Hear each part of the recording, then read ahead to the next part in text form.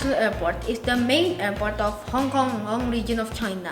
It is one of the busiest airports in the world. Has 2 runways, 2 terminals, and the busiest cargo hub. But to understand Hong Kong International Airport, you need to understand its past, its present, and its future.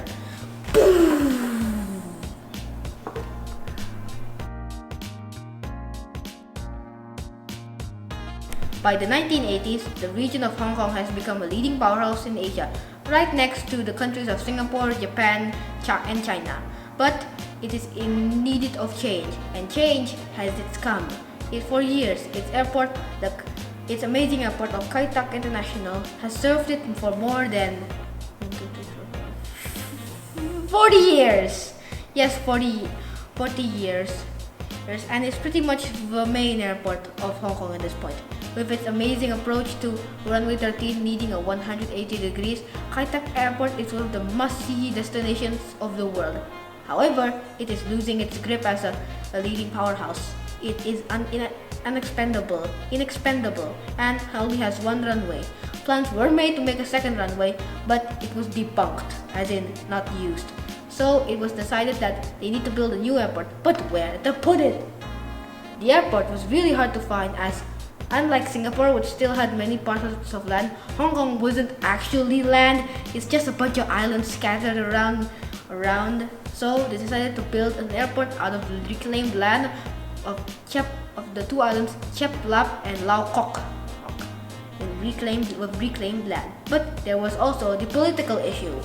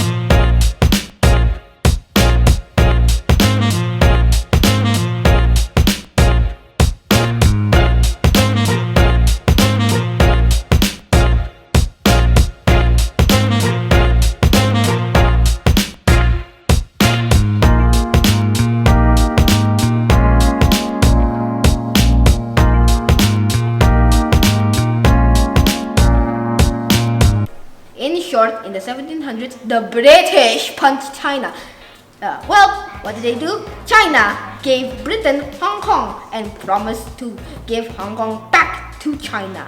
The committee realizes that they need to finish it quickly, or else the dream of a new airport will be ruined because of politics and China. China.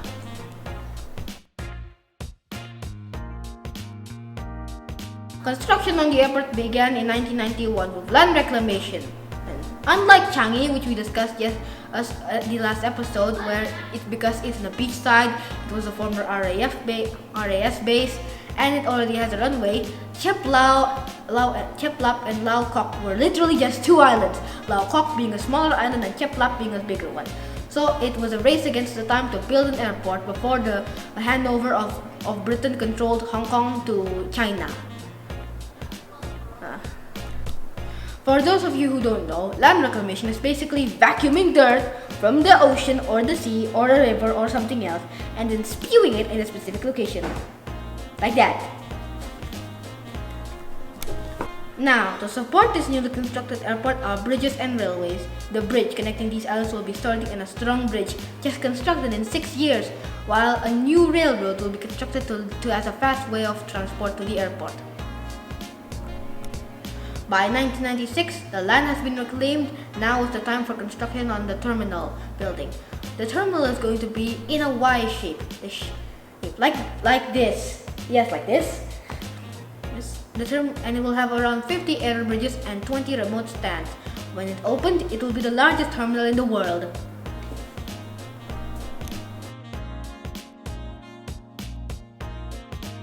And finally, in 1997, Britain finally handed over Hong Kong land to China, right about the time the airport finished. It was a great time for Hong Kong. Now the race was on to move all the equipment from old Kai-Tak Airport to new Chek Lap Kok Airport. Through the 90s, Kai-Tak's equipment was gradually removed just until the final day. And then the last day came. What was it? It was the 5th of July, 1998. Nothing was different on this day at Kai-Tak Airport. Well, except for the fact that it has attracted millions and millions of people wanting to see the majestic approach of Kai-Tak one last time before its closing. And as time gradually passes, airlines come and go, and finally it was time.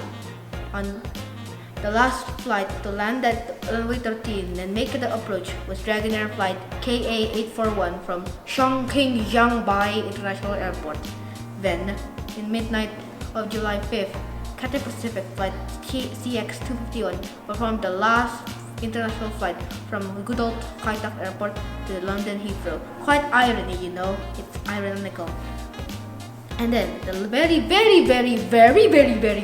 last flight to take off from good old Kai-Tak Airport was Cathay Pacific CX3340 A340-300 as a ferry flight to the new Hong Kong International Airport. Now, a ferry flight is just a flight without passengers. That's it.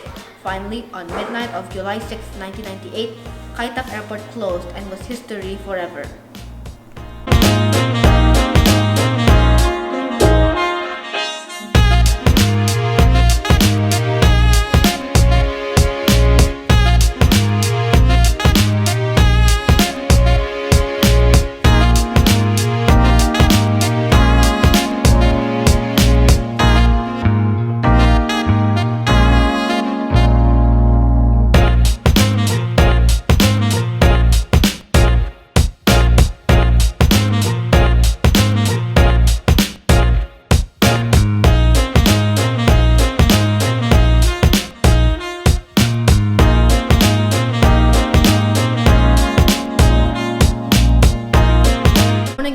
July 6, 1998, Cathay Pacific CX889 747-200 Livery Spirit of Hong Kong Special Livery landed at the new Hong Kong International Airport from New York JFK International Airport. However, when opened, there were already multiple and many problems. There were serious technical problems such as the flight information thingy that shows flights taking off and landing are broken, having been incomplete and done too quickly. Meanwhile, the baggage handling system was also incomplete, and the cargo handling mechanism was very robust. So it was decided that Kai-Tak be opened for a few weeks for cargo flights. Nevertheless, by the few months or next weeks, the problem has been fixed. Now the airport is serving as many airlines as it could for the next years.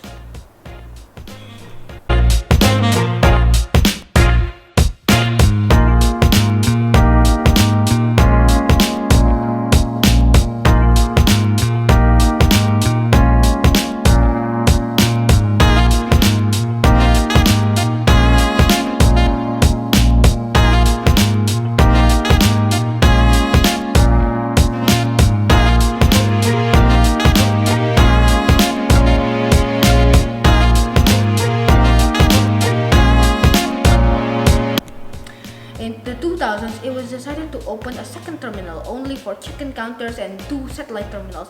On 28 February 2007, Terminal 2 opened as the check-in counter zone, while 2 years later and a few months later, the North Satellite Concourse, or the NSC, opened.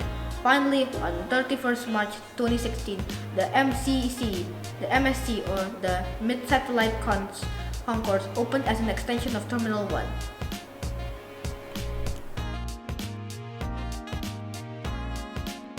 Okay, let's talk about the terminals. Terminal 1 opened in 1998 and has 50 gates and 22 remote stands. When it opened in 1998, it was the largest terminal in the world. A title is held until the opening of Beijing Capital Airport Terminal 3. It serves all airliners and was expanded in 2018 to accommodate more passengers.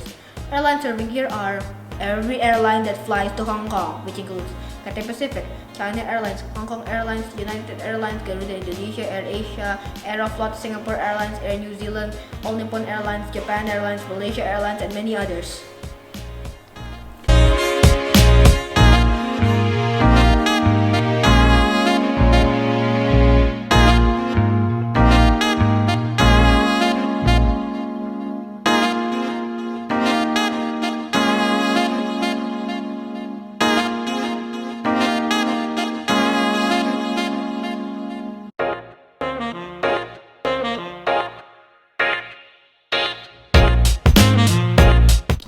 Terminal 2 opened in 2007 and is not actually a terminal. It's just a check-in place and it does not have any gates because most of the passengers just use the choo-choo train to Terminal 1.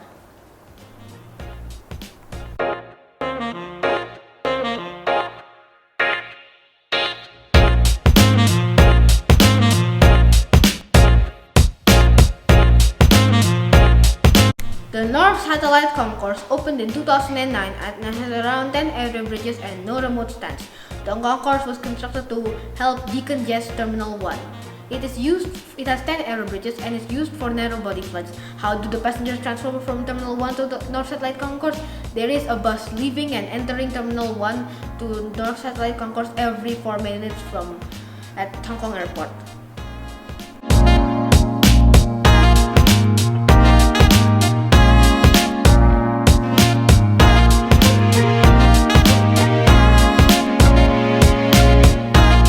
The Midfield Concourse opened in 2016 as another extension of Terminal 1 and was constructed to handle even more traffic that was congested in Terminal 1. The concourse has 20 gates and is used to serve the wide-body aircraft range at Chek Lap Kok International Airport. How do they travel? Well, I don't know, underground railroad or something. It's just a metaphor. Other than that, it's another concourse in Chek Lap Kok.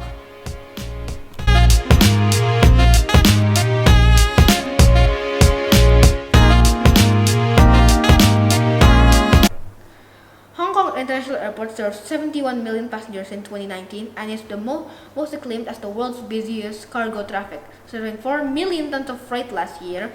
It is also a leader in the Asia-Pacific region, having many flights to and from it. Hong Kong is usually visited by people working, tourists, and looking for opportunities at the Great Hong Kong. In short, this new Hong Kong International Airport is the future, as future projects have seen it adding 90 new gates and 50 new remote stands. I hope this video explains the goodness and graciousness that is Chek Lap Kok International Airport. Well, that's it for this video. Click the link and subscribe to my videos and get quality content. This content is quality. Quality content. Quality, quality, quality. Subscribe to the channel and like the video.